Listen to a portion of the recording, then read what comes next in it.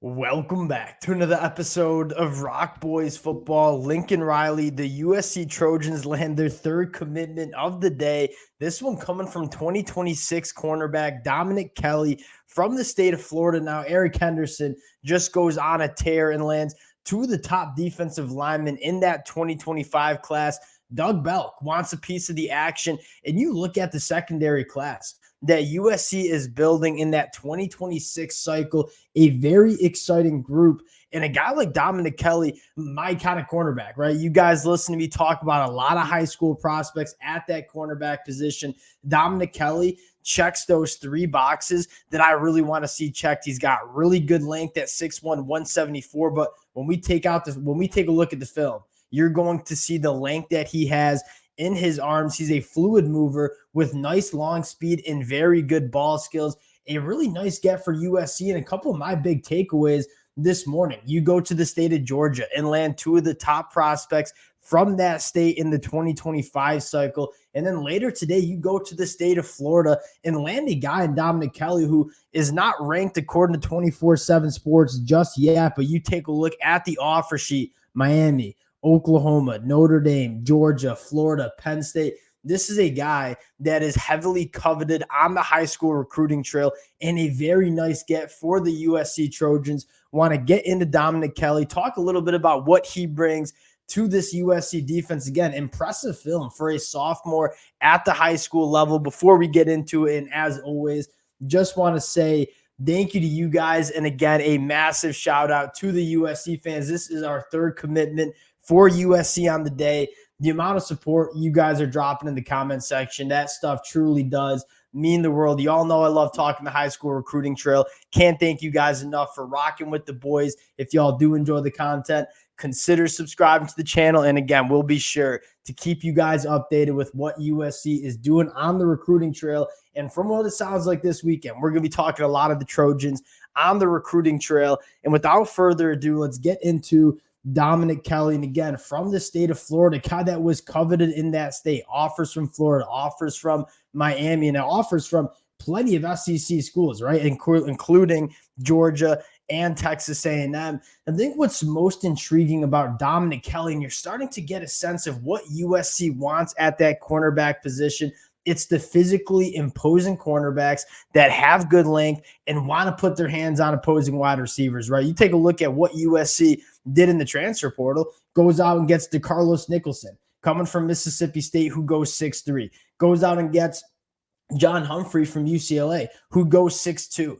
They want, these cornerbacks that have the length, that can play press coverage, and can really be imposing along the line of scrimmage to opposing wide receivers. And I mean, that's exactly what Dominick Kelly puts on the film. He's a long physical cornerback that wants to put his hands on wide receivers going into the film. And again, what's most impressive, again, we're looking at a sophomore at the high school level. A couple of things that impressed me about this first rep. One, you're going to see him be able to run vertically with this wide receiver, but when the wide receiver wants to work back to the quarterback, he is going to be able to break on the football and make a play. He's a guy right in the hip pocket, making a play on the football.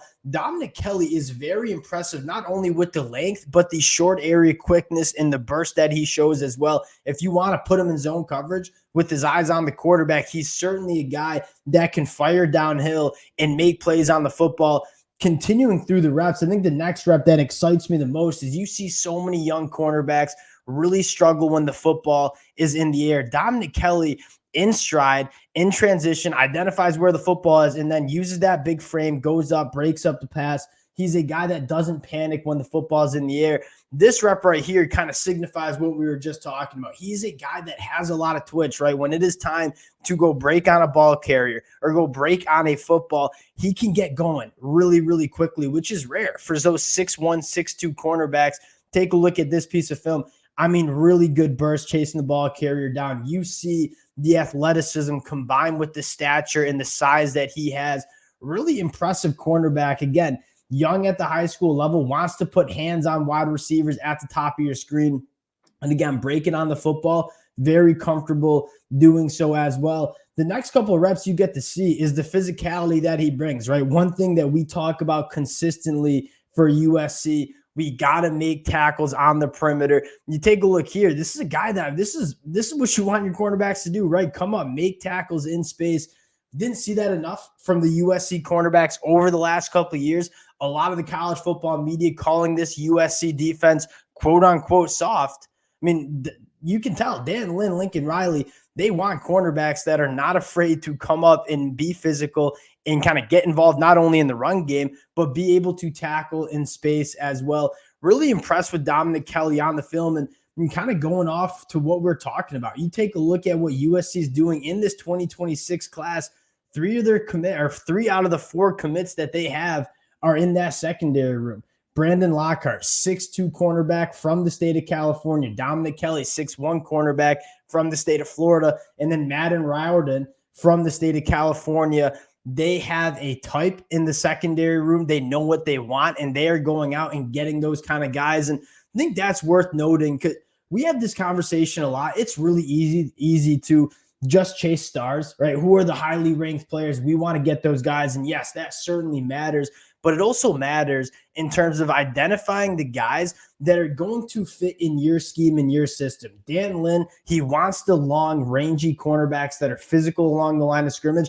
Those are the kind of cornerbacks that they're going out and getting. You all know I'm a Michigan fan. Michigan doing kind of the same thing where, hey, we're not necessarily going to go get the flashy name. We're going to get the name that fits what we want to do. And that seems to be what USC is doing in this 2026 class, getting those rangy, athletic, physical cornerbacks.